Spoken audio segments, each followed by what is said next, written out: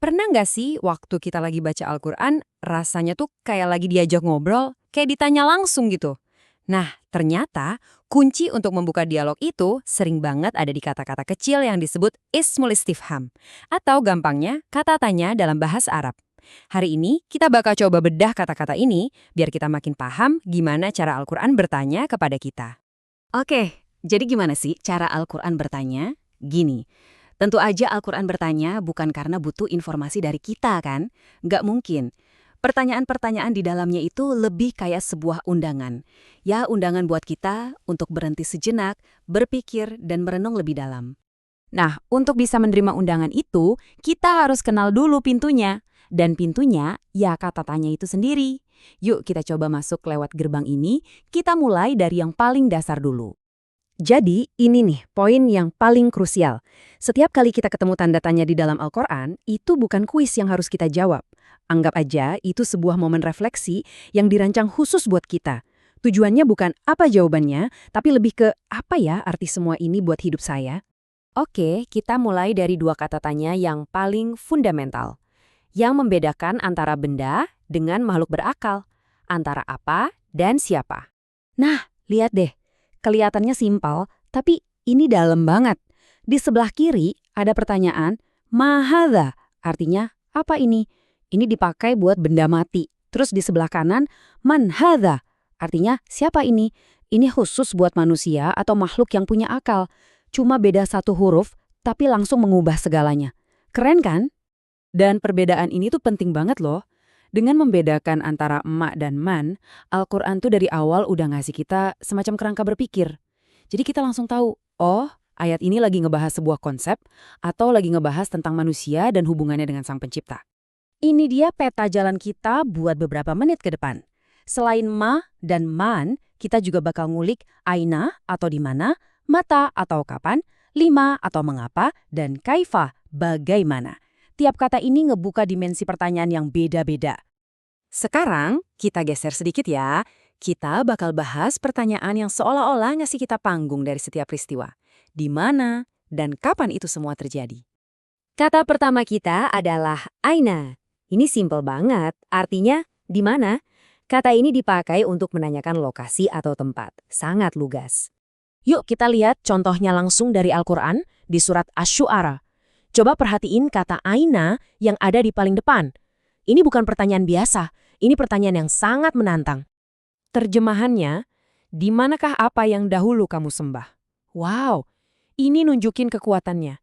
Pertanyaannya bukan sekedar di mana patung-patungmu, bukan. Ini adalah pertanyaan retoris di hari kiamat yang menuntut pertanggungjawaban. Seolah-olah ditanya, mana mereka yang dulu kamu andalkan selain Allah?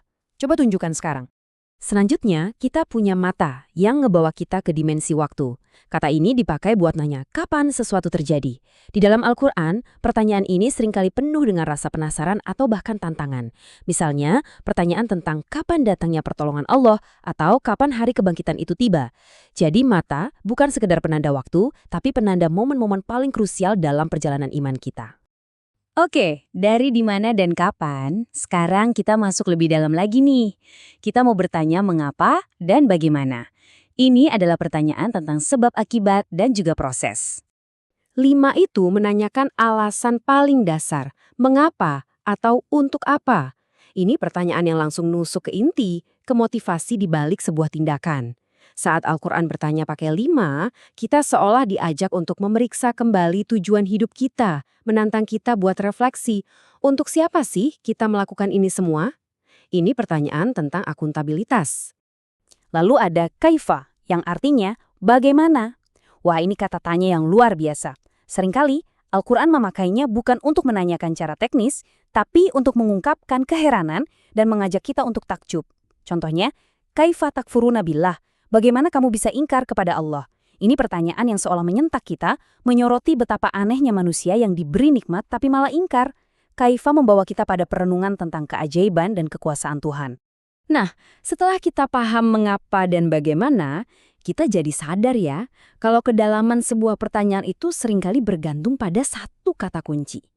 Tapi kadang-kadang, untuk paham sebuah pertanyaan, kita harus tahu bahwa satu kata itu bisa punya banyak peran. Coba deh kita lihat lagi kata ma. Ternyata dia lebih kompleks dari yang kita kira. Ini contoh sempurna betapa kayanya bahasa Al-Quran. Nah, di sini kelihatan jelas, ma itu bisa berarti apa? Sebagai kata tanya seperti yang sudah kita pelajari. Tapi, dia juga bisa berarti tidak sebagai kata negasi. Dan bahkan bisa berfungsi sebagai kata sambung yang artinya apa yang atau sesuatu yang. Nah, memahami perbedaan konteks ini penting banget supaya kita nggak salah menafsirkan sebuah ayat. Jadi, setelah kita lihat semua ini, kita kembali ke pertanyaan awal. Kenapa sih ini semua penting? Apa kekuatan sesungguhnya di balik pertanyaan-pertanyaan ini? Jadi begini intinya, dengan memahami alat-alat tanya ini, kita nggak lagi cuma jadi pembaca yang pasif. Kita diundang jadi partisipan dalam sebuah dialog ilahi. Kita mulai bisa menangkap nuansa-nuansa makna yang mungkin hilang dalam terjemahan. Dan yang terpenting, kita membuka ruang bagi diri kita untuk benar-benar merenungkan pesannya secara lebih mendalam. Al-Quran sendiri mengatakan bahwa ia telah dimudahkan untuk dipelajari. Ayat ini bukan cuma sebuah pernyataan loh, tapi juga sebuah pertanyaan dan undangan terbuka untuk kita semua. Adakah yang mau mengambil pelajaran? Kuncinya sudah diberikan. Pada akhirnya, memahami cara Al-Quran bertanya itu adalah tentang belajar bagaimana kita bisa bertanya kembali padanya dengan lebih baik.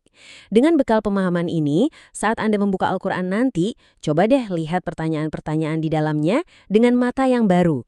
Lalu tanyakan pada diri Anda, kini pertanyaan apa yang akan saya ajukan?